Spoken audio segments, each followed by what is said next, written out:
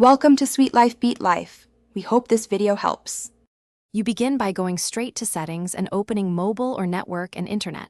Do this now. Once there, confirm your SIM is active and note the carrier and current APN profile so you can restore it if needed. Next, toggle airplane mode on and off to reset the radio and clear transient edge connections. After that immediate reset, navigate to Mobile Network Settings. You will change the preferred network type and disable Legacy 2G/Edge in the next step. Now you change the network preference so your phone won't fall back to Edge. Select preferred network type and pick 4G/LTE or 5G. This forces higher speed bands. Then find the option to disable 2G or set the mode to WCDMA/GSM Auto without 2G only. Do that to prevent reversion. If an APN is forcing 2G, edit or replace it with the carrier's default APN settings and save. Once done, reboot the device to lock in the new radio and APN choices.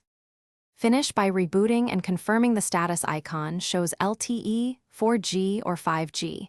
Then load a web page or run a quick speed test to verify real data throughput. If the phone still shows Edge, remove and reinsert the SIM, check for carrier updates, and retry preferred network settings. A key troubleshooting tip: if nothing changes, contact your carrier to confirm the SIM and account are provisioned for 4G/5G and that local towers serve your area. They can. Thanks for watching. Consider subscribing if we helped you.